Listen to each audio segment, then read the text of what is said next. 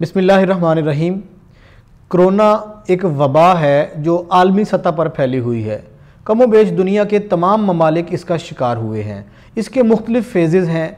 आजकल इसकी तीसरी लहर है और हमारा मुल्क पाकिस्तान इसकी तीसरी लहर का शदीद तरीन शिकार हुआ है। यहाँ नुकसानात पहले भी हुए हैं, कैजुअलिटीज़, हलाकतें हज़ारों से बढ़ के लाखों तक तादाद जा चुकी है, लेकिन इस मरतबा जिसे तीसरी लहर कहा जा रहा है कोरोना की, इसकी शिद्दत सबसे ज़्यादा है और इसके असरात और इसका जो हमारी नौजवान नस्ल के साथ साथ हमारे बच्चों तक असर पहुंच चुका है, ये ज़्यादा खौफनाक है। पहल तो हमें ये कहा जा रहा था कि ये मरीज़ों और उम्र रसीदा लोगों को ज़्यादा अफेक्ट करती है, उसके बाद नौजवानों को भी इसने मुतासिर किया और अब ये जो तीसरी लहर आई है इसके बारे में ज़्यादा ये तशवीश पाई जा रही है कि बच्चे भी अब हस्पतालों में पहुँच रहे हैं। ख़ास तौर पे अगर हम पाकिस्तान के सूबा खैबर पख्तूनख्वा की बात करें, पंजाब के भी कुछ अजला में, लेकिन सबसे ज़्यादा वहाँ केसेस रिपोर्ट हुए हैं। इसके साथ साथ एक बात खुश आइंद भी है कि अब इसकी कोरोना की वैक्सीन भी हमारे यहाँ पहुँच चुकी है। बाहर यूरोप में, मगरिब के ममालिक में, अमेरिका में, चीन में तो पहले से इसका आगाज़ हो चुका था, लेकिन हमने 2021 के आगाज़ से जो अपनी कौम को इंदिया दिया था, एक मैसेज दिया था, उम्मीद दिलाई थी, हमारी हुकूमत ने उस पर पूरा उतरी है और 2021 के आगाज़ के साथ ही कोरोना वैक्सीन पाकिस्तान पहुँच चुकी थी। मुख्तलिफ मराहिल हैं कोरोना वैक्सीन के पाकिस्तान पहुंचने के। सबसे पहले चीन से, उसके बाद बरतानिया से और अब रूस से भी वैक्सीन मंगवाने की तकरीबन जो आखिरी मरहला है वो चल रहा है। हमारे यहाँ हुकूमत पाकिस्तान ने कोरोना और इसके मामलात से निमटने के लिए NCOC को बहुत मुतहर्रिक रखा। ये जो कमांड सेंटर था, ये ऑपरेशनल सेंटर था, इसने वफाकी वज़ीर की सरबराही में बड़ा ज़बरदस्त काम किया है। यहाँ पर मैं ये बात वाज़े कर दूँ कि अमवात और हलाकतें, मुसलमान होने के नाते हमारा ये यकीन और ईमान है कि ना तो वो किसी के कंट्रोल करने से कम हो सकती हैं ना बढ़ सकती हैं, लेकिन इस वबा ने जो अफेक्ट किया, जो मुतासिर किया, उसकी शरह में कमी और बेशी होती रही है। अब बात करते हैं कोरोना की वैक्सीनेशन की। पाकिस्तान में कोरोना की वैक्सीन आने के बाद हुकूमत पाकिस्तान ने यह फैसला किया कि सबसे पहले जो कोरोना के ख़िलाफ़ लड़ने वाले फ्रंट लाइन वर्कर्स हैं, जाहिर है उनमें तिब्बी अमला सबसे पहले है और दीगर वो इदारे जो कोरोना की रोकथाम और मरीज़ों की देखभाल के लिए अपना रोल प्ले कर रहे थे, सबसे पहले वैक्सीन उन्हें लगाई जाएगी और इस तिब्बी अमले को वैक्सीन लगाने के बाद फिर मरहलावार वैक्सीन को आम आवाम तक पहुंचाया जाएगा। और कोरोना वैक्सीन जब आम आवाम में आएगी तो सबसे पहले 60 साल से ज़ायद उम्र के अफराद को कोरोना वैक्सीन लगाने का हुकूमत ने ऐलान किया था, जिसका आगाज़ हो चुका है। अब हमारे मुल्क में चारों सूबों में, आज़ाद कश्मीर में, इस्लामाबाद में मुख्तलिफ सेंटर्स बन चुके हैं। अगर मैं उन सेंटर्स की तादाद आपसे शेयर करूं तो सिंध में हुकूमत पाकिस्तान ने जो सेंटर बनाए थे, 8 से 9 अजला को ख़ास तौर पे उसमें फोकस किया था। उनमें से 7 अजला तो कश्मीर के उसके कराची के हैं और कराची के 7 अजला के साथ हैदराबाद और उसमें नवाबशाह को शामिल किया गया है।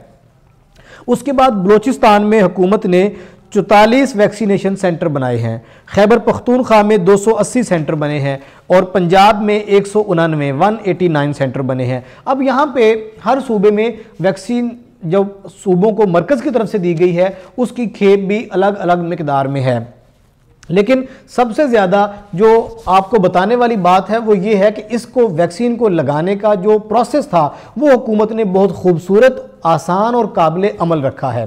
हुकूमत पाकिस्तान की जानिब से एक हेल्पलाइन मुतारिफ़ करवाई गई 1166।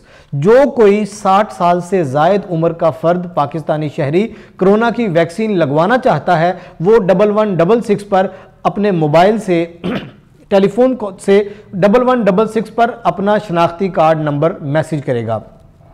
यहाँ से उसके शनाख्ती कार्ड के नंबर से उसका डाटा हासिल करने के बाद उसको फ़ौरन मैसेज आ जाएगा कि आपको फ़लाँ तारीख़ को फ़लाँ जगह पर वैक्सीन लगाई जाएगी, जो जाहिर है उसके शनाख्ती कार्ड के मुताबिक एड्रेस के करीब तरीन सेंटर पर होगा।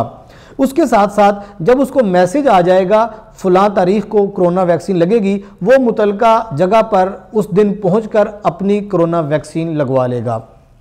अब तक मुझे ज़ाती तौर पर जितने ऐसे बुज़ुर्गों से मिलने का मौका मिला है जिन्होंने कोरोना की वैक्सीनेशन करवाई है, वो सब लोग अपनी तवक्को से ज़्यादा हुकूमत के इस इक़दाम से मुतमईन हैं। उनका यह कहना है कि कोरोना वैक्सीन को लेकर हुकूमत ने इंतहाई आला इंतज़ामात किए हैं। जब कोई बंदा कोरोना की वैक्सीनेशन करवाने के लिए वैक्सीन सेंटर पे पहुंचता है तो हुकूमत के इंतज़ामात इंतहाई शानदार हैं। वहाँ मैक्सिमम 10 से 15 मिनट में उसका सारा प्रोसेस मुकम्मल किया जाता है। उसके शनाख्ती कार्ड के मुतालिक, उसके डाटा के मुतालिक मालूमात लेकर, उसका ब्लड प्रेशर, उसका टेम्परेचर चेक करने के बाद उसे मुतलका कैंप में पहुँचाकर वैक्सीनेशन करवा के अगर ज़रूरत हो तो उसे 35 मिनट, 30 मिनट, मुख्तलिफ 20-25 मिनट वहाँ पर रोका जाता है। अदरवाइज़ आप अपने वापस घर में आ सकते हैं। ये जो प्रोसेस है वैक्सीन करवाने का, जब एक मरतबा आप एक डोज ले लेते हैं उसके बाद 21 दिन का फ़र्क देके दूसरी डोज दी जाएगी। याद रखिए, वैक्सीन का जो मुकम्मल प्रोसेस है वो 2 डोजेज़ हैं। एक डोज लेने के बाद, एक मरतबा वैक्सीन करवाने के बाद 21 दिनों के बाद दोबारा से वैक्सीन करवाने के लिए उसी जगह पर पहुंचना होता है। वो आपको वहीं से इंश्योर कर दिया जाता है। इसके बाद जो बात ख़ास तौर पे मैं आपको बताना चाहता हूं कि हुकूमत ने 60 साल के बाद 50 साल की उम्र के लोगों के लिए भी ऐलान कर दिया है कि जो 50 साल से ज़ायद उम्र के लोग हैं अब उनको भी वैक्सीनेशन लगाई जाएगी। उनकी रजिस्ट्रेशन का आगाज़ भी हो चुका है और उसके बाद फिर आहिस्ता आहिस्ता 18 साल की उम्र तक के लोगों को भी शामिल किया जाएगा। लेकिन हुकूमत के फैसले के मुताबिक 18 साल से कम उम्र जो जवान हैं, बच्चे हैं, उनको वैक्सीनेशन नहीं की जाएगी। कोरोना की वैक्सीन 18 साल से कम उम्र लोगों को नहीं लगेगी। अब आते हैं इसके इंतज़ामी और प्रैक्टिकली जो कुछ मसाइल सामने आए हैं वो भी मैं आपसे शेयर करता हूं। हुकूमत के फैसले के मुताबिक कोरोना की वैक्सीन पहले फ्रंट लाइन वर्कर्स को, तिब्बी अमले को और उसके बाद उम्र रसीदा लोगों को लगनी थी और साथ ही साथ ये कहा गया था कि मेरिट की, कानून की मुकम्मल पासदारी की जाएगी। इसमें अकरबा परवरी नहीं की जाएगी, मर्जी से किसी को वैक्सीन नहीं लगाई जाएगी, थ्रू प्रॉपर चैनल लगेगी। लेकिन हमने ये देखा कि कुछ ऐसे मामलात, वाक़यात सामने आए कि कुछ सियासी लोगों ने, कुछ बाअसर लोगों ने, कुछ सरकारी लोगों ने वैक्सीन के मामले में मुदाखलत की है। और साथ ही साथ ये खबरें भी हमें टीवी के ज़रिए, अखबारात के ज़रिए मालूम होती हैं कि वैक्सीन की इतनी डोजेज, इतनी खेप चोरी हो गई। ख़ास तौर पे सरकारी अस्पतालों में जो छोटे हेल्थ सेंटर्स हैं वहाँ पर जो वैक्सीन पहुँचाई गई है वहाँ से वैक्सीन के चोरी होने की इतलात भी हैं। तो वो चोरी होके कहाँ जाती है? ये ऐसी चीज़ है जो इस्तेमाल में ही आएगी। ये भी जहन नशीन रहे कि कोरोना की वैक्सीन इफेक्टिव रखने के लिए उसे 2 से 8 डिग्री सेंटीग्रेड के टेम्परेचर पे मेंटेन रखना पड़ता है। 2 से 8 डिग्री सेंटीग्रेड का टेम्परेचर होगा तो कोरोना की वैक्सीन मेंटेन रहेगी, ये ठीक रहेगी। इससे ज़्यादा पे ये नहीं रह सकती। इसके लिए हुकूमत ने LNR रेफ्रिजरेटर्स प्रोवाइड किए हैं सेंटर्स में और जहाँ से कोरोना की वैक्सीन गायब होने की इतलात आई हैं वहाँ के मुतालिक ये चीज़ बिल्कुल वाज़ेह है कि वो गायब होकर बाअसर लोगों के पास गई है। कुछ तस्वीरें भी सामने आई, कुछ रिकॉर्ड भी सामने आया, कुछ वफाकी वज़रा के, साबिक और मौजूदा हुक्मरानों के, सियासी लोगों के ख़ास तौर पे नाम और तस्वीर सामने आई कि उन्होंने किस तरह से अपने घर में बुला के, अपने ख़ास जगहों पे जाके वैक्सीन लगवाई और अमले के साथ मिली भगत से कोरोना की वैक्सीन को इधर उधर किया। इन सारी चीज़ों के साथ साथ ये बात पाकिस्तानी कौम को याद रखनी चाहिए कि अब हमारी ज़िंदगी के साथ ये लाजिम व मलजूम हो चुकी है। जैसे कि हुकूमत का ऐलान है कि हम 98% लोगों तक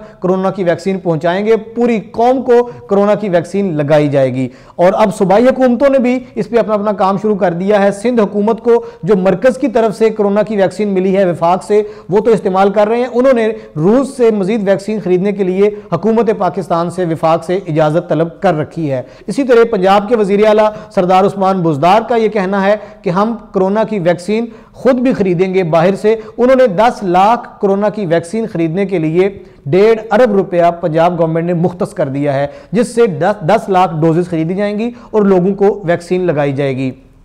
बलूचिस्तान में भी, खैबर पख्तूनख्वा में भी और इस्लामाबाद में भी ख़ास तौर पे जो बड़े अस्पताल हैं, हुकूमत की जानिब से बनाए गए सेंटर्स हैं, वहाँ पे कोरोना की वैक्सीन बड़े खूबसूरत इंतज़ामात के साथ लोगों को लगाई जा रही है। ये प्रोसेस इंशाअल्लाह अगर चलता रहा तो हम 2022 के आखिर तक इस मूजी वबा से मुकम्मल तौर पे निजात पा लेंगे और इसके साथ ही पाकिस्तानी कौम इसके साथ कोरोना के जो असरात हैं उससे महफूज रहने के लिए जो SOPs हैं हुकूमत के, उस पर भी अमल करते रहेंगे। एहतियात सबसे ज़्यादा प्रायोर है, सबसे ज़्यादा तरजीह दी जाएगी एहतियात को। वैक्सीन तो एक सेकेंडरी अमल है। कोरोना के जो असरात हैं उससे बचने के लिए सबसे पहला जो काम है जो आवाम के करने का है वो हुकूमत की जानिब से जारी करदा हिदायत पर अमल करने का है।